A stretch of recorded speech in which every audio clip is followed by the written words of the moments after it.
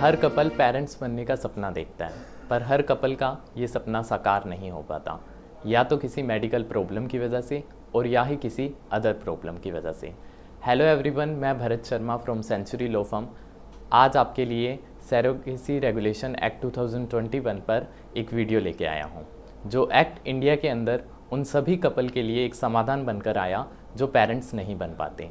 आज की इस वीडियो में हम देखेंगे कि सरोगेसी किस एक्ट के अंदर रेगुलेट होता है, कितने प्रकार की होती है, इसके लीगल प्रोविजंस क्या क्या हैं और इस एक्ट के आड़ में होने वाले ऑफेंस के लिए पनिशमेंट क्या है। तो सबसे पहले हम जानेंगे कि सरोगेसी क्या है। सरोगेसी, जिसे एक किराए की कोख भी कहा जाता है, सरोगेसी का अर्थ है जब एक वुमन किसी इंटेंडिंग पेरेंट्स के बच्चे को अपने वूम के अंदर रखती है और बच्चे के पैदा होने पर उस बच्चे को इंटेंडिंग पेरेंट को दे देती है, इसे हम सरोगेसी कहते हैं। सरोगेसी मेनली 4 प्रकार की होती है: traditional surrogacy, gestational surrogacy, commercial surrogacy और अल्ट्रुइस्टिक सरोगेसी। सबसे पहले हम बात करेंगे ट्रेडिशनल सरोगेसी की। ट्रेडिशनल सरोगेसी के अंदर सरोगेट मदर के खुद के एग्स यूज़ किए जाते हैं और डोनर या फादर के स्पर्म इस्तेमाल किए जाते हैं। आम भाषा में अगर कहा जाए तो सरोगेट मदर बच्चे की जेनेटिक मदर होती है या सरोगेट मदर का बच्चे के साथ जेनेटिक रिलेशन होता है। अब हम बात करेंगे गेस्टेशनल सरोगेसी की। गेस्टेशनल सरोगेसी के अंदर इन विट्रो फर्टिलाइजेशन प्रोसेस का इस्तेमाल किया जाता है। इन विट्रो फर्टिलाइजेशन के अंदर इंटेंडिंग पेरेंट्स के एग और स्पर्म का इस्तेमाल किया जाता है और उसका इस्तेमाल करके एम्ब्रॉयज यानी कि भ्रूण का निर्माण किया जाता है और भ्रूण बनने के बाद सरोगेट मदर के कोख के अंदर उस भ्रूण को इंसर्ट करा दिया जाता है। इसे गेस्टेशनल सरोगेसी कहा जाता है। अब हम बात करेंगे कमर्शियल सरोगेसी की। Commercial surrogacy surrogacy regulation act 2021 के अंदर अलाउड नहीं है। मेनली कमर्शियल सरोगेसी के अंदर सरोगेट मदर को कुछ amount other than medical expenses दिया जाता है, इसीलिए इसे कमर्शियल सरोगेसी कहा जाता है।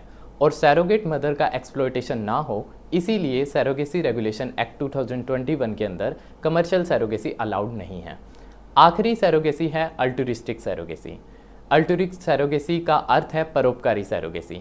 इस सरोगेसी के अंदर सरोगेट मदर को कुछ भी अमाउंट नहीं दिया जाता है एक्सेप्ट मेडिकल एक्सपेंसेस का, तो इसे हम अल्ट्रुइस्टिक सरोगेसी कहते हैं। अब हम बात करेंगे सरोगेसी रेगुलेशन एक्ट 2021 के लीगल प्रोविजंस के बारे में। सबसे पहले हम बात करेंगे सेक्शन 4 क्लोज 2 की। सेक्शन 4 क्लोज 2 ग्राउंड्स प्रोवाइड करवाता है कि कब कब सरोगेसी अलाउड होगी। इसमें सबसे पहला ग्राउंड यह है कि जब वाइफ और हस्बैंड दोनों की मेडिकल कंडीशन ये इंडिकेट करे कि गेस्टेशनल सरोगेसी की ज़रूरत उन्हें है। दूसरा ग्राउंड यह है कि जब वाइफ और हस्बैंड ये प्रूव कर दे कि सरोगेसी का पर्पस कमर्शियल नहीं है। और तीसरा ग्राउंड यह है कि सरोगेसी से जन्मे बच्चे या बोर्न हुए बच्चे का इस्तेमाल ह्यूमन ट्रैफिकिंग या फिर प्रोस्टिट्यूशन के लिए नहीं होगा। तो ये ग्राउंड है जो सेक्शन 4 क्लोज 2 के अंदर बताए गए हैं। अब हम बात करते हैं सेक्शन 4 क्लोज 3 की, जिसके अंदर कुछ एसेंशियल कंडीशंस दी गई हैं जो कि सरोगेसी के दौरान इंटेंडिंग पेरेंट और सरोगेट मदर दोनों को ध्यान में रखनी चाहिए। जिसमें पहली एसेंशियल कंडीशन यह है कि डिस्ट्रिक्ट मेडिकल बोर्ड से इंटेंडिंग पेरेंट्स को एक सर्टिफिकेट इशू होना चाहिए जिसके अंदर यह लिखा हो कि इंटेंडिंग पेरेंट्स को गेस्टेशनल सरोगेसी की नीड है या उन्हें गेस्टेशनल सरोगेसी की ज़रूरत है। दूसरा eligibility certificate for surrogate mother है, जिसके अंदर यह मेंशन हो कि सरोगेट मदर शादीशुदा है, उसका पहले एक बच्चा है और उसकी एज 25 से 35 के बीच की है। साथ ही साथ सरोगेट मदर अपने जीवन में इससे पहले सरोगेट मदर नहीं होनी चाहिए। तीसरी कंडीशन है eligibility certificate for the intending parent, जिसके अंदर यह है कि वाइफ की एज 25 से 50 के बीच की होनी चाहिए और हस्बैंड की एज 26 से 55 के बीच की होनी चाहिए। और साथ ही साथ सरोगेसी के टाइम उनका कोई सरोगेट, अडॉप्टेड या बायोलॉजिकल चाइल्ड उस समय जीवित नहीं होना चाहिए। अब हम बात करेंगे सेक्शन 6 की। सेक्शन 6 ये बात करता है कि सरोगेट मदर को सरोगेसी के बाद होने वाले सारे साइड इफ़ेक्ट की नॉलेज होनी चाहिए या सारे के सारे साइड इफ़ेक्ट सरोगेट मदर को बताए जाने चाहिए और इस चीज़ की रिटन कंसर्न भी होनी चाहिए कि सरोगेट मदर सैरोगेसी के बाद होने वाले सभी साइड इफ़ेक्ट के बारे में अवेयर हैं। साथ ही साथ ये सेक्शन यह भी बताता है कि सैरोगेट मदर जब चाहे अपनी कंसर्न को वापस ले सकती है, लेकिन बिफोर स्पर्म को या एम्ब्रॉय को या भ्रूण को सैरोगेट मदर के अंदर इंसर्ट करने से पहले। अब हम बात करते हैं सेक्शन 7 की। सेक्शन 7 यह बात करता है कि सैरोगेसी के बाद जन्मे बच्चे को इस ग्राउंड पर मना नहीं किया जा सकता बाय इंटेंडिंग पेरेंट्स की कि उसके अंदर कोई मेडिकल डिसऑर्डर है। यानी कि अगर सैरोगेसी के बाद जन्मे बच्चे के अंदर कोई मेडिकल प्रॉब्लम है या मेडिकली डिफेक्ट है तो पेरेंट्स उसे लेने से इनकार नहीं कर सकते। उन्हें नेचुरल बच्चे के आधार पर स्वीकार करना ही होगा। सेक्शन 10 ये बात करता है कि सैरोगेट मदर को किसी भी स्टेज के ऊपर फोर्स नहीं किया जा सकता बच्चे को गिराने के लिए। अब हम बात करते हैं सेक्शन 11 की।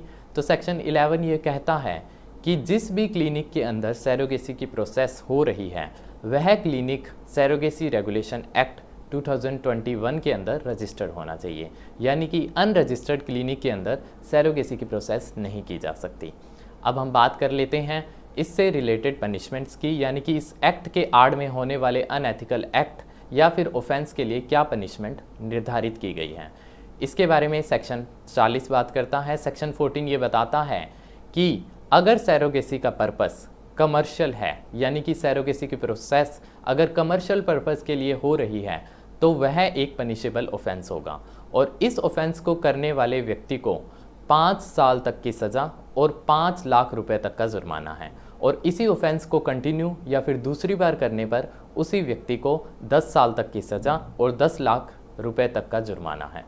तो दोस्तों, ये एक्ट उन सभी कपल्स जो पेरेंट्स नहीं बन पाते के पेरेंट्स बनने के सपने को साकार करता है।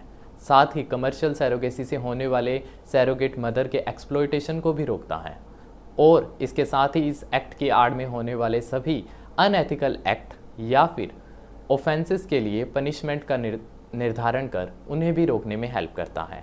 इसके साथ ही सैरोगेसी से जन्मे बच्चों के अधिकारों को भी प्रोटेक्शन देता है। तो आज की इस वीडियो में बस इतना ही।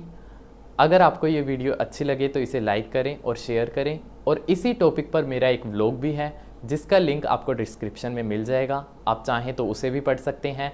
और अगर इस वीडियो से रिलेटेड आपका कोई क्वेश्चन है तो उसे आप कमेंट सेक्शन में पूछ सकते हैं।